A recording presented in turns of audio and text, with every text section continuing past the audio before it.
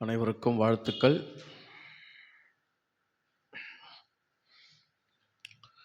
சுயம்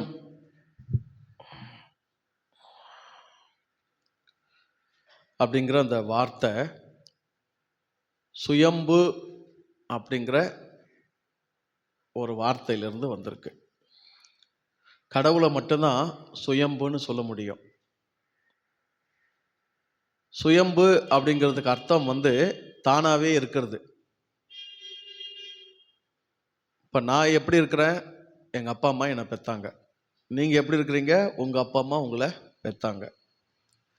எப்படி ஒவ்வொருத்தருக்கும் எல்லா படைப்புகளுக்கும் யாரோ செஞ்சவங்க இருக்கிறாங்க. யாராலையும் செய்யப்படாம, யாராலையும் பெற்றெடுக்கப்படாம, யாராலும் படைக்கப்படாம, யாராலும் எதனாலும் ஆக்கப்படாம, எது அதுவாகவே தானாகவே இருக்குதோ அதுக்கு பேர் தான் சுயம்பு. அதனால்தான் கடவுளை என்னன்னு சொல்கிறோம்? சுயம்பு. தன்னால் தானாகவே இருக்கக்கூடியது. அந்த சுயம்புல பூ மட்டும் கட் பண்ணிட்டோம்னா என்ன இருக்கு? சுயம் இருக்கு. இப்போ மனிதன் தன் சுயத்தை அறிந்து கொள்ளணும், தன் சுயத்தின் வெளிச்சத்தை ஒளிர பண்ணணும் அப்படின்னும் போது அவன் தன்னுடைய ஆதாரம் எது, தன்னுடைய மூலம் எது, தன்னுடைய வேர் எது, தன்னுடைய உண்மையான உறைவிடம் பிறப்பிடம் எது என்பதை அறிந்து கொள்ள வேண்டும். இந்த உலகத்தில் மனுஷனா பிறக்கிற நம்ம எல்லாருமே உடல் கொண்டு பிறக்கிறோம். உடல் ஒரு பெற்றோர் குறிப்பிட்ட ஆண் பெண் வழியாக இந்த பூமிக்கு வருகிறது. அந்த ஆண் பெண் ஏற்கனவே ஒரு ஆண் பெண் வழியாக இந்த பூமிக்கு வந்தவங்களா இருக்கிறாங்க.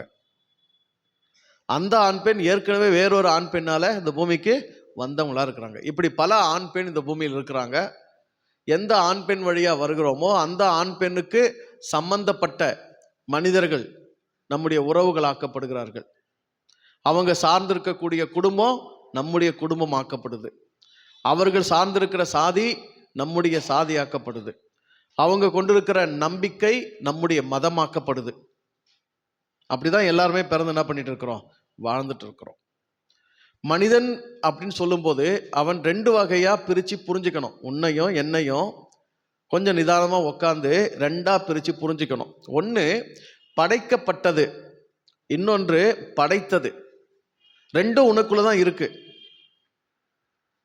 நீயும் நானும் ஒரு நிலையில படைக்கப்பட்ட ஒன்னா இருக்கிறோம், இன்னொரு நிலையில எது படைச்சதோ அதுவே உனக்குள்ள எனக்குள்ளும் இருக்கிறது. இந்த உடம்பு படைக்கப்பட்டது, இந்த உடம்பு செய்யப்பட்டது. இந்த உடம்பு படைக்கப்பட்டது, செய்யப்பட்டது. இந்த உடம்பை செய்யறதுக்கு ரெண்டு பேர் தேவைப்பட்டாங்க. இந்த உடம்பை செய்யறதுக்கு ரெண்டு பேர் தேவைப்பட்டாங்க. நந்தவனத்தில் ஒரு ஆண்டி 4 மாதமாய் குயவனை வேண்டி கொண்டு வந்தான் ஒரு தோண்டி. நந்தவனத்தில் ஒரு ஆண்டி 4 மாதமாய் குயவனை வேண்டி கொண்டு வந்தான் ஒரு தோண்டி. ஒரு 10 மாசம் இந்த உடம்பு அம்மாவினுடைய கருவறையில செய்யப்பட்டது. அப்பா கொடுத்த உயிர் விந்தணுவினால அம்மாவினுடைய கருவறையில இந்த உடம்பு செய்யப்பட்டது. இது ஒரு பாண்டம், இது ஒரு தோண்டி. இந்த உடம்பு எந்த பெற்றோர் வழியாக, எந்த ஆண் பெண் வழியாக இந்த பூமிக்கு வந்ததோ அவங்க சார்ந்தது எல்லாம் நாம நமக்கு சொந்தமாக்கிக்கிறோம், நம்முடைய உரிமை பொருளாக்கிக்கிறோம். இந்த உடல் சார்ந்து நமக்கு உறவுகள் அமையுது, இந்த உடல் சார்ந்து நமக்கு உடைமைகள் அமையுது, இந்த உடல் சார்ந்து நமக்கு உலகம் அமையுது, இந்த உடல் சார்ந்து தான் எல்லாமே நமக்கு அமையுது. இந்த உடம்புன்னு ஒன்று இல்லைன்னா நமக்கு இந்த பூமி இல்லை. இந்த உடம்புன்னு ஒன்று இல்லைன்னா நமக்கு வாழ்க்கை இல்லை. இந்த உடம்புன்னு நம்ம ஒன்று இல்லைன்னா நமக்கு உறவுகள் இல்லை. இந்த உடம்புன்னு ஒன்று இல்லைன்னா நமக்கு உலகமே இல்லை. சரிதானே? இந்த உடம்பு இருக்க போய் தான் எல்லாம் நமக்கு கிடைச்சிருக்கு, எல்லாம் நமக்கு வந்திருக்குது. ஸோ இந்த உடம்பை கொண்டு எல்லாம் நமக்கு அமைஞ்சதுனால அந்த எல்லாத்தையும் உண்மைன்னு நம்பிட்டோம். அந்த எல்லாம் தான் சதம்னு நம்பிட்டோம். அந்த எல்லாம் தான் நிரந்தரம் நம்பிட்டோம். அந்த எல்லாம் தான் எனக்கு சந்தோஷம் நம்பிட்டோம். அந்த எல்லாம் தான் நமக்கு வாழ்க்கைன்னு நினச்சிக்கிட்டோம்.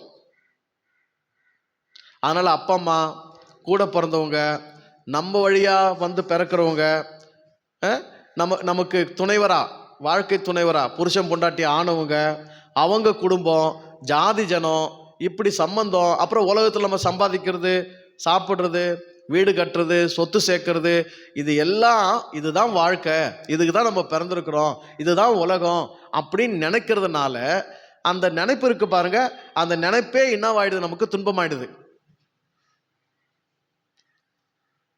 துன்பம் அப்படின்னு உலகத்தில் ஒன்றும் இல்லை.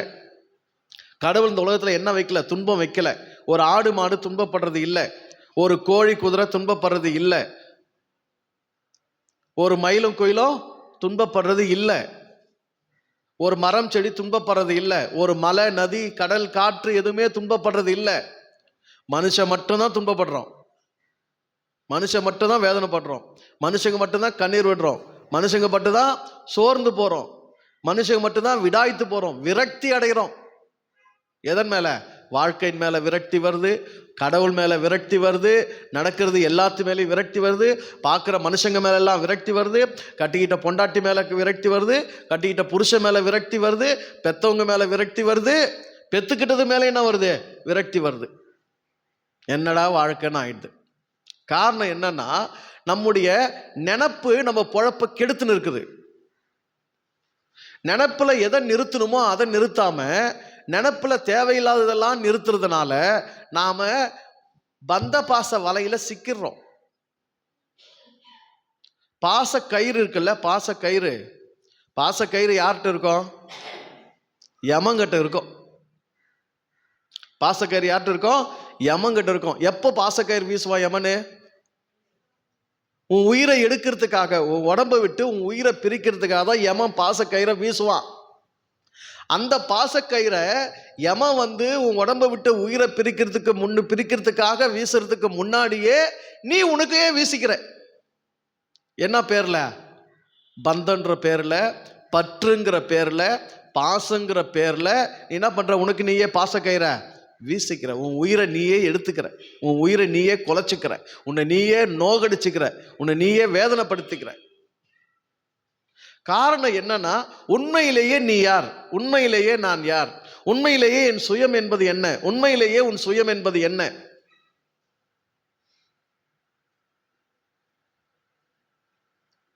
நான் எங்க இருந்து வந்திருக்கிறேன்? இங்க வந்திருக்கிற சரி, இங்க பிறந்திருக்கிற சரி, இங்க வாழ்ந்து நிற்கிற சரி, ஆனா இங்க நான் இருக்கிறதுக்கும், இங்க நான் பிறந்திருக்கிறதுக்கும், இங்க நான் வாழ்ந்து நிற்கிறதுக்கும் முன்னாடி எங்கேயோ இருந்திருக்கிறேன், எங்கேயோ இருந்து வந்திருக்கிறேன். அந்த மூலம், அந்த ஆதாரம், அந்த வழி அங்கே இருந்த போது நான் யார்? அங்கே என்னுடைய சுயம் எது? இங்கே நான் எதுவாக வந்திருக்கிறேன், என்னவாக நான் இருக்கிறேன்? இந்த உண்மைகள் புரிஞ்சா மட்டும்தான் நினப்பு நிம்மதியா இருக்கும். நினப்பு நிம்மதியா இருக்கும். நினப்பு நிம்மதியா இருந்தா மட்டும்தான் வாழ்க்கை எப்படி இருக்கும்? நிம்மதியா இருக்கும். நம்ம நினைப்பிலே என்ன பண்றதில்ல? நிம்மதி பண்றதில்ல. நம்ம நினப்பை கொண்டு நம்ம நாமே கெடுத்துக்கிறோம், நம்ம நினப்பை கொண்டு நம்ம நாமே துன்பப்படுத்திக்கிறோம், நம்ம நினப்பை கொண்டு நம்ம நாமே துக்கமாக்கிக்கிறோம். துக்கமாகும் போது ஏன் நான் துக்கமாகறேன் அப்படின்னு திரும்ப நம்ம பார்த்து என்ன பண்றது? நம்ம கேள்வி கேட்கறது இல்லை. நான் துக்கமா இல்லைன்னா என்ன நடந்துட போகுது?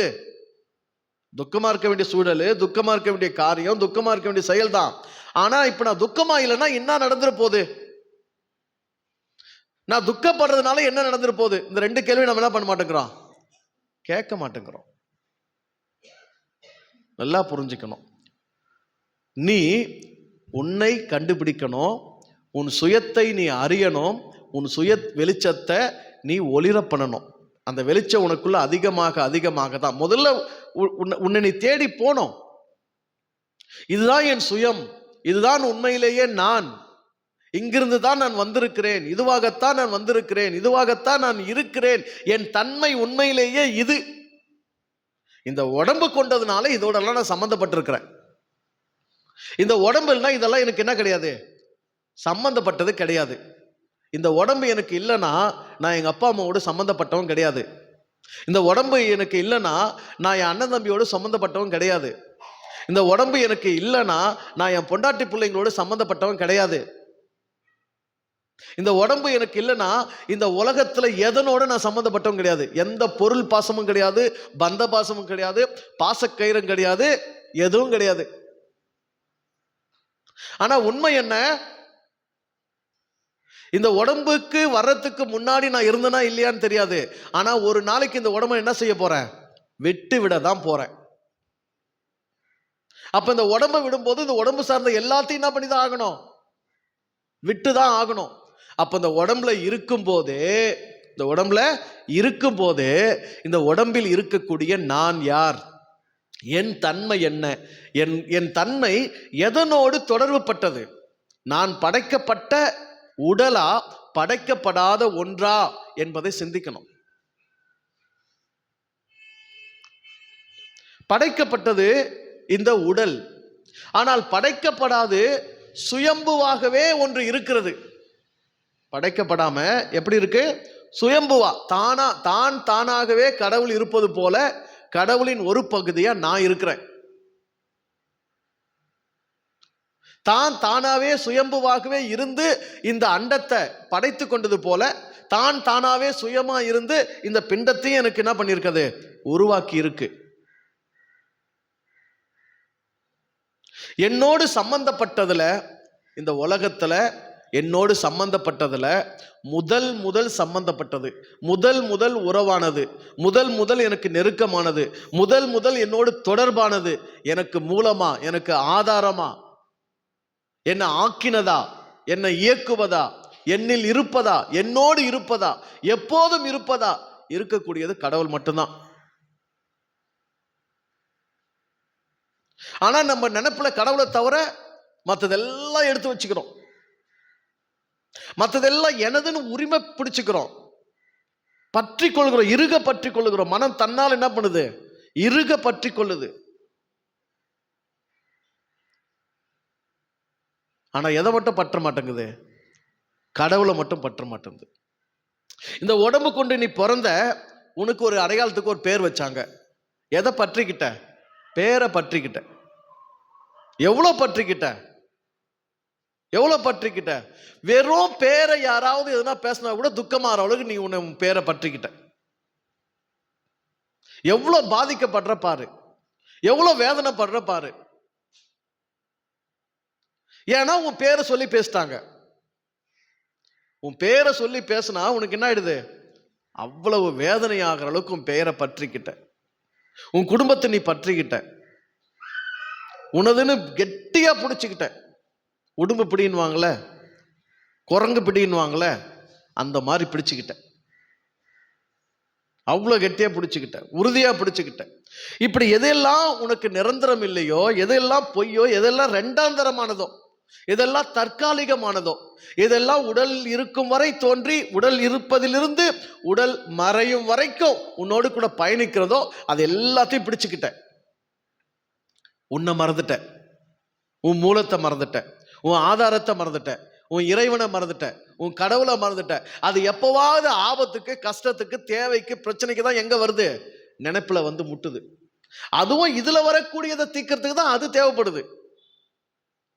பிறப்புல இருந்து இறப்பு வரைக்கும் என் வேலை, என் பொழப்பு, என் வருமானம், என் குடும்பம், என் ஜாதி, என் ஜனம், என் சொத்து, என் பெற்றோர், என் கூட பிறந்தவங்க, என் பிள்ளைங்க, அதுல ஏற்படக்கூடிய கஷ்ட நஷ்டம் இருக்கு இல்லையா, பிரச்சனை இருக்கு இல்லையா, தேவை இருக்கு இல்லையா, அதுல ஏதாவது நல்லது பண்றதுக்காக தான் யார் தேவைப்படுறது, கடவுள் தேவைப்படுது.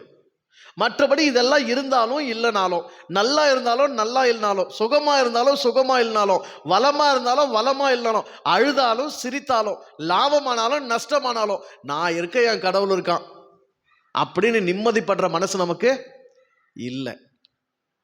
ஏன்னா நான் என்ன இந்த உடல் சார்ந்து, இந்த உலகம் சார்ந்து, இந்த உறவுகள் சார்ந்து, இந்த உடைமைகள் சார்ந்து, இவைகளோடு பின்னி பிணைக்கப்பட்டிருக்கிற ஒரு சாதாரண வஸ்துவா தான் என்னை புரிஞ்சு வச்சுருக்கிறேன்.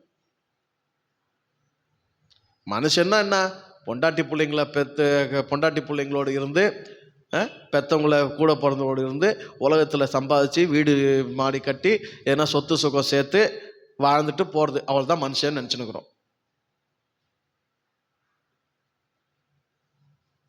5 அறிவு தான் உயிரினங்கள். எல்லாம் உங்களுக்கு கீழே இருக்கிற உயிரினங்கள்லாம் எத்தனை அறிவு வரைக்கும் தான்? 5 அறிவு வரைக்கும் தான். ஆனா அளவோடு வாழுது, அறிவோடு வாழுது. பொதுவா பாசம் அன்புனா மாட்டுக்கும் கன்றுக்குட்டிக்குள்ள பாசத்தை தான் சொல்லுவாங்க, வாத்சல்யம்னே சொல்லுவாங்க. அதை அப்படி ஒரு பாசம். கன்றுக்குட்டி மாடு, அந்த கன்றுக்குட்டியை மாடு என்ன செய்யும்? நக்கி கொடுக்கும். அந்த நக்கி கொடுக்கிறது தான் பாசத்தின் உச்சம். ஆனா அதே மாடு ஒரு குறிப்பிட்ட காலத்துக்கு அப்புறம் கன்றுக்குட்டி என்ன செய்யாது? கிட்ட சேர்க்காது. அது ஒரு செப்பரேட் மாடு. குறிப்பிட்ட காலத்துக்கு அப்புறம் அந்த கன்றுக்குட்டி என்னது? அது செப்பரேட் மாடு. அது ஒரு தனித்த மாடு, அது வேற ஒரு மாடு. நான் ஒரு மாடு, அது ஒரு மாடு, அது ஒரு தனித்த மாடு. அவ்வளவுதான். ஒரு குறிப்பிட்ட காலகட்டத்தை கண்ணுக்குட்டி நக்கும், உரசும், பாசமா இருக்கும், அன்பை பொழியும், பால் கொடுக்கும், எல்லாம் பண்ணும். ஆனா கொஞ்சம் வளர்ந்தோன்னா அது என்ன பண்ணும்? நீ ஒரு மாடு, என்ன மாதிரி நீ ஒரு மாடு, நான் வாழ வந்திருக்கிற, நீயே வாழ வந்திருக்கிற, உன் வாழ்க்கை நீ வாழ்ந்துக்கோ என்ன பண்ணிடும்? நினைப்புல இருந்து தூக்கி போட்டுரும். எதை? கண்ணுக்குட்டி. ஆனா மனுஷனுக்கு 6 அறிவு பாரு, சாகிற வரைக்கும் என்ன பண்றது இல்ல?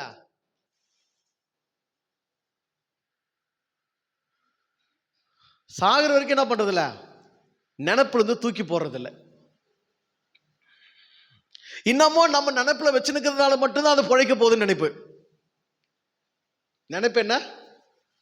நானும் என் பிள்ளைய சாகிற வரைக்கும் என் நினைப்பிலே வச்சு சுமந்து நிற்கிறதுனால தான் அவன் பிழைக்க போறானா? என் நினைப்புல இருந்து நீங்கிட்டு அவன் பிழைக்க மாட்டானா? நான் கோமாக்கு போயிட்டா அவன் வாழ மாட்டானா? நான் கோமாக்கு போயிட்டா என் புள்ள வாழ்வானா வாழ மாட்டானா? கோமானா என்ன? கோமானா என்ன? உடம்பு இருக்கும், உயிர் இருக்கும், மனசுல என்ன இருக்காது? மனசே இருக்காது. அப்புறம் என்ன மனசுல? மனசே இருக்காது. புத்தி இல்லை, அறிவு இல்லை, உணர்வு இல்லை, எதுவும் உணர்ச்சிகள் இல்லை. அப்படி நான் கோமாக்கு போயிட்டா என் பிள்ளைங்க வாழ்வாங்களா வாழ மாட்டாங்களா? இப்ப நீயாவே என்ன வாயிடணும்? இப்ப நீயாவே என்ன வாயிடணும்? கோமாக்கு போயிடணும். எனது இல்ல, இறைவன் அதை படைத்திருக்கிறான். நல்லா புரிஞ்சு. இறைவன் என்னை செய்தது போலவே, எனக்கு வாய்ப்பளித்தது போலவே, எனக்கு வாழ்க்கை அளித்தது போலவே அவனுக்கும் அளித்திருக்கிறான், அவளுக்கும் அளித்திருக்கிறான். அவருக்கு இறைவனே முழு ஆதாரமாக இருக்கிறான், முழு மூலமாக இருக்கிறான், முழு துணையாக இருக்கிறான். எனக்குள் இருப்பது போலவே அதற்குள்ளும் அவனுக்குள்ளும் எதற்குள்ளும் அவன் இருக்கிறான். அவன் இருப்ப நான் அசட்டை பண்ண மாட்டேன். எவன் இருப்ப? இறைவன் அதனுக்குள் இருப்பதை நான் அசட்டை பண்ண மாட்டேன். நான் வெளியே இருந்து அக்கறை செலுத்துறேன், அவன் உள்ளவே இருந்து அக்கறை செலுத்துறான்.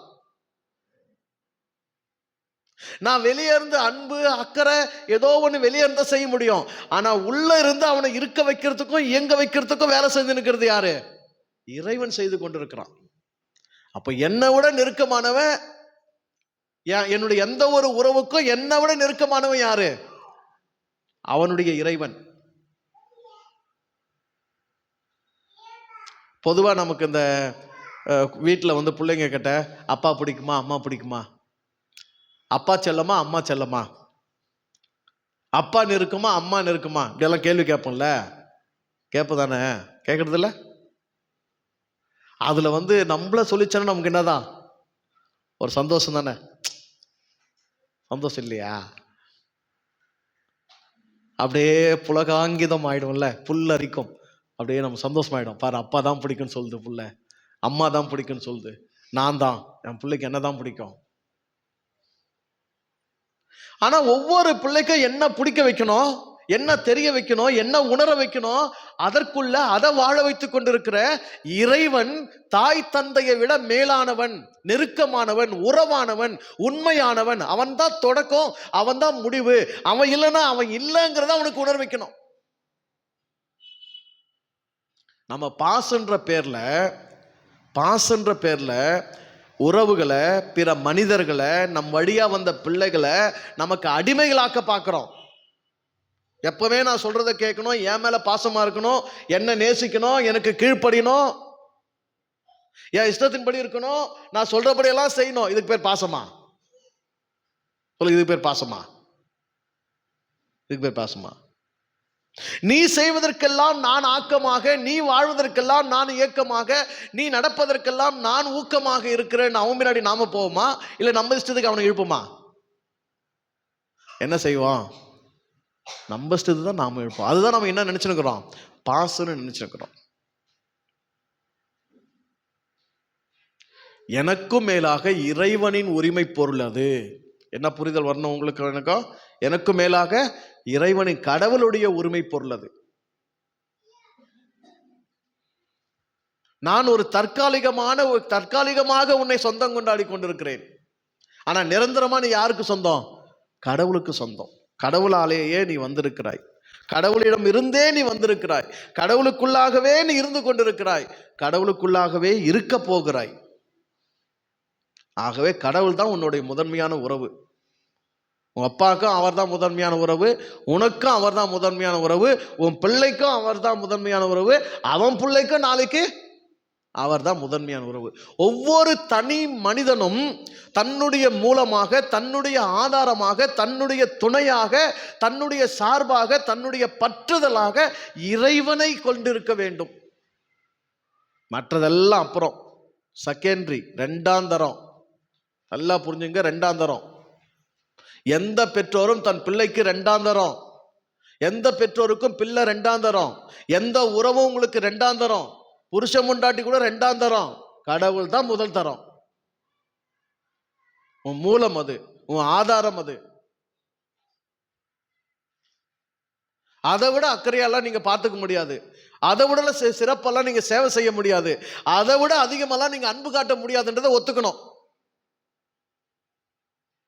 என்னால என் பிள்ளைக்கு கடவுளோட அதிகமா அன்பு செய்ய முடியாது. என் தன்மை மாறும், என் குணம் மாறும், என் அன்பு மாறும். என் அன்பு நிபந்தனைகளுக்கு உட்பட்டது. ஆனா மாறாத ஒரு அன்பு, மாறாத ஒரு சேவை, மாறாத ஒரு உயிர் தொண்டு, மாறாத ஒரு அக்கறை என் பிள்ளைக்கு அவனை இந்த பூமிக்கு கொண்டு வந்த கடவுள் கொடுத்துனே இருக்கிறான். அவன் பார்த்துக்குவான். மரத்தை வச்சவன் தண்ணி ஊத்துவான்.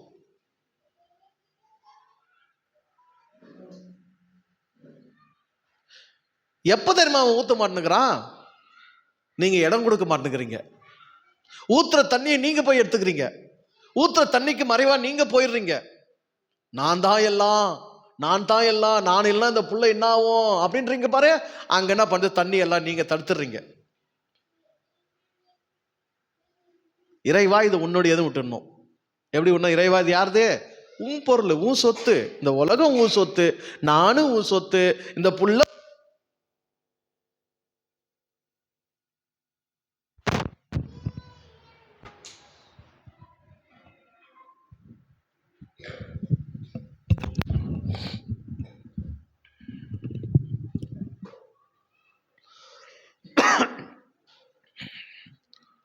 உண்மையிலேயே உங்க சுயம் ஒளிரணும்னு நினைச்சீங்கன்னா, உங்க சுய வெளிச்சம் பிரகாசிக்கணும்னு நினைச்சீங்கன்னா, உங்க சுயத்தை, உங்களை, உங்க தன்மையை அதிகமா இறைவனோடு ஒன்றிணைத்து பார்க்க பழகணும். கடவுளோடு ஒன்றிணைத்து பார்க்க பழகணும்.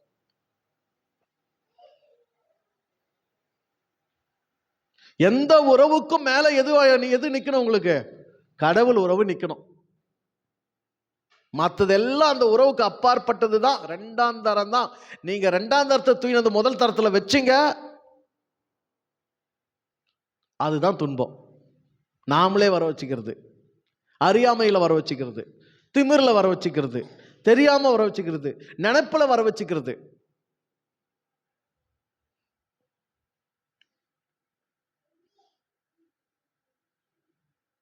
இயேசுநாதர் சொல்லி கொடுக்கும் போது முதலாவது என்னன்னு சொல்லி கொடுத்தாரு? முதலாவது தேவனுடைய ராஜ்யத்தையும் அவருடைய நீதியையும் தேடுங்கள். எதுக்கு சொல்லும் போதே?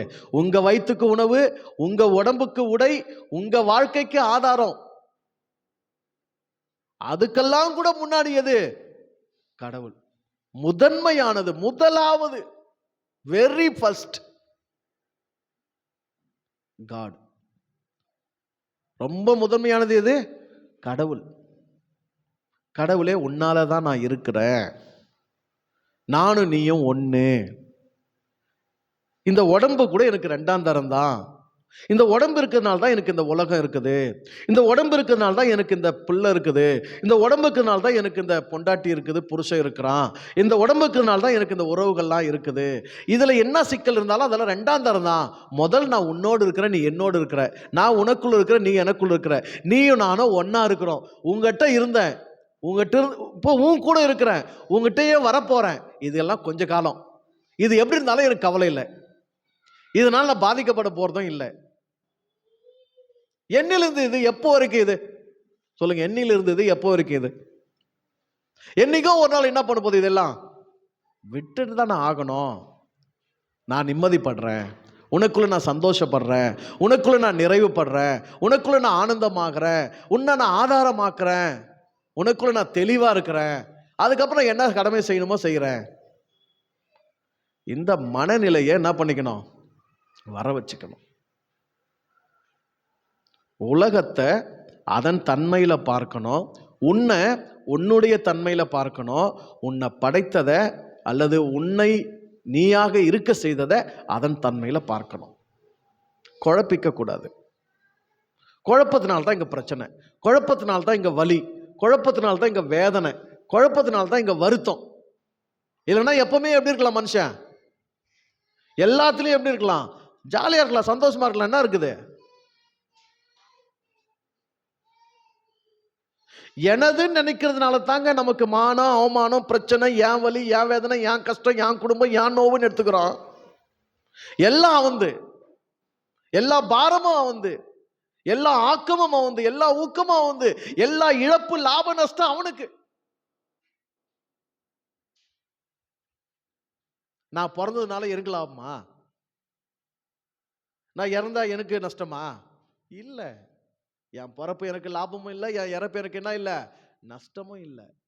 அவன் இருக்கிறான், அவனாகவே இருக்கிறான், அனைத்துமாகவே இருக்கிறான். என்னுடைய பெயர், என்னுடைய குடும்பம், என்னுடைய சமூகம், என்னுடைய மனம், என்னுடைய மனம் ஒத்துக்கொண்ட உறவுகள், என் மனம் ஒத்துக்கொண்ட உடைமைகள், என் மனம் ஒத்துக்கொண்ட உலகம் அனைத்தையும் கடந்து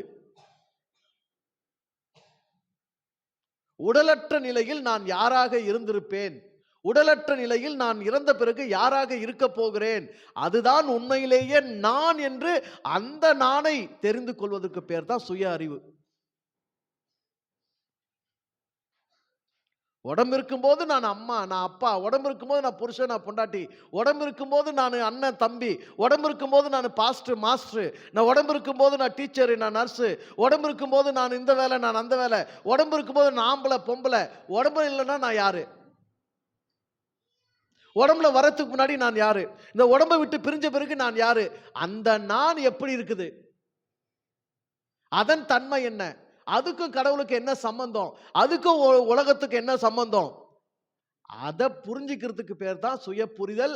அதை தெரிஞ்சுக்கிறதுக்கு பேர் தான் சுய அறிவு. அந்த நிலையில வாழ்வதற்கு பேர் தான் சுய வெளிச்சம்.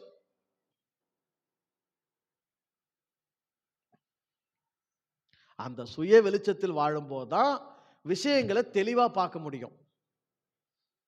இது இப்படி வருது, இதுக்கு வருது, இதை இவ்வளவுதான் மெயின்டைன் பண்ணணும், இதை இவ்வளவுதான் மனசுல வைக்கணும், இந்த துக்கத்தை அனுமதிக்க கூடாது, இந்த வேதனை கிட்ட வரக்கூடாது, இந்த சூழ்நிலை இப்படி சந்தோஷமா இருக்கணும். இந்த தெளிவெல்லாம் எப்ப கிடைக்கும்?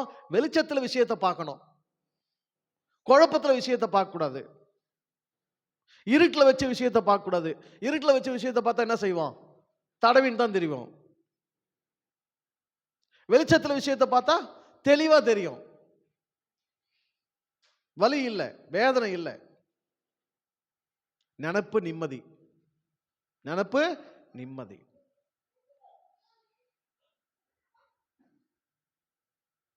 இந்த உலகத்துல இறைவனை விட கடவுளை விட அதிகமா உங்களை யாரும் நேசிக்க முடியவே முடியாது. கடவுளை விட நெருக்கமா பக்கத்துல உங்களுக்கு துணையா வேற யாரும் நிற்கவே முடியாது. கடவுளை விட அதிகமா யாரும் உங்களை அறிஞ்சிக்கவோ புரிஞ்சிக்கவோ உதவி செய்யவோ காப்பாற்றவோ முடியவே முடியாது.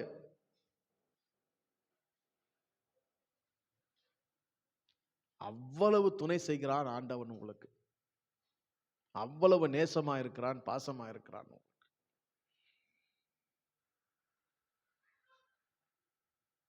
நாளுக்கு நாள், நொடிக்கு நொடி மனித மனம் மாறிக்கொண்டே இருப்பதனால நம்முடைய அன்பின் தன்மையும் மாறிக்கொண்டே இருக்கும். வளரலாம், குறையலாம், கூடலாம், கோபமாகலாம், பாசமாகலாம், வெறுப்பாகலாம், விருப்பாகலாம், சிரிக்கலாம், முறைக்கலாம், மாறிட்டே தான் நாம இருப்போம். ஆனால் மாறாத ஒரு அன்பு ஏற்கனவே உனக்குள் இருந்து உன்னை இயக்கி கொண்டிருக்கிறது. அந்த அன்புக்கு வசப்படு. உன் சுயம் அந்த அன்பை சாரட்டும். உன் சுயம் அந்த அன்பை புரியட்டும். உன் சுயம் அந்த அன்பில் மகிழட்டும். உன் சுயம் அந்த அன்பை ஆதாரமாக்கட்டும். அந்த அன்பின் ஆதாரத்துல இந்த அகிலத்துல வாழ கத்துக்கோ. இறைவனுடைய அன்பை ஆதாரமாக்கி இந்த அகிலத்தின் வாழ்க்கையை நீ மேற்கொள். நீ நடத்த பழகு. அப்பதான் ஆகட்டுண்டா தம்பி ராஜா. என்னதான் நடக்கும்? நடக்கட்டுமே இருட்டினில் நீதி, மறையட்டுமே தன்னாலே வெளிவரும், தயங்காதே ஒரு தலைவன் இருக்கிறான், கலங்காதே அப்படிங்கிற துணிவு உனக்கு வரும். ஒரு கை பார்த்துடலாம், ரெண்டுல ஒண்ணு பார்த்துடலாம், என்னடா அப்படின்ற தைரியம் உனக்கு இருக்கும். துணிவை இழக்கக்கூடாது. எந்த சூழ்நிலை என்ன பண்ணக்கூடாது? துணிவை இழக்கக்கூடாது. இறைவனின் அன்பு உங்கள் துணிவின் ஆதாரம். இறைவனின் அன்பு உங்கள் தைரியத்தின் ஆதாரம். இறைவனின் அன்பு உங்க செல்வத்தின் வாழ்க்கையின் வளத்தின் ஆதாரம். இந்த உலகமே எதிர்த்து வருது. உலக அளவுக்கு பிரச்சனை இருக்குன்னு வச்சுங்க. இந்த உலகமே எதிர்த்து வருது. இந்த உலக அளவுக்கு பிரச்சனை இருக்குன்னு வச்சுங்க. இருந்தாலும் உலகத்தோட பெரிய ஒருத்தர் இருக்கா தானே. பைபிள் ரொம்ப அழகா இருக்குல்ல அந்த வசனம். உலகத்தில் இருப்பவனிலும் உங்களில் இருப்பவர் பெரியவர். ஏன் புரிய மாட்டேங்குது? உலகத்தை விட உங்களை இருக்கிறவன் பெரியவன்.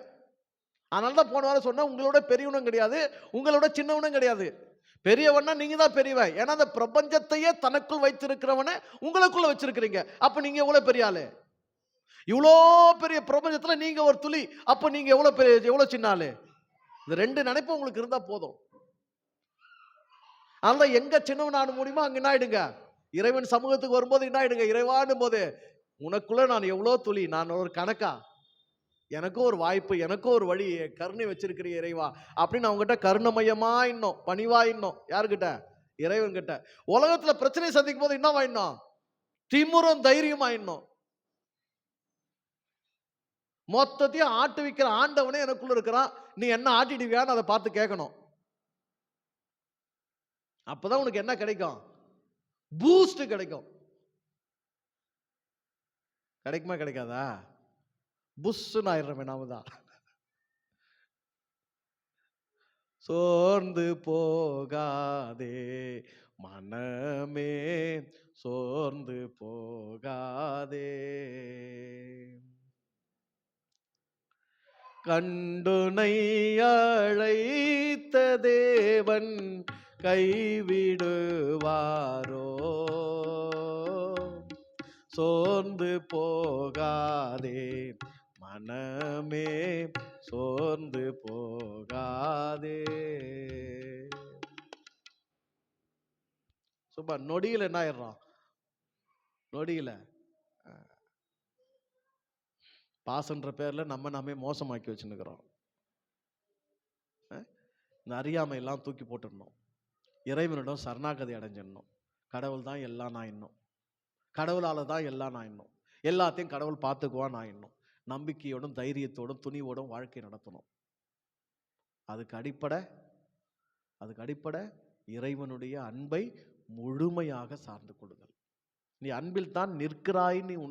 நீ அறியணும். நீ நிற்கிறது அன்பில் தான் நிற்கிற. நீ நடக்கிறது அன்பில் தான் நடக்கிற. நீ அசைகிறது அன்பில் தான் அசைகிற. நீ வாழுறது அன்பில் தான் வாழுற. நீ தப்பு செஞ்சா கூட அன்புல தான் செய்யற. அதான் உன் துணிவு, அதான் உன் தைரியம். உன்னை காப்பாத்துறதுக்கு யார் இருக்கிறான்?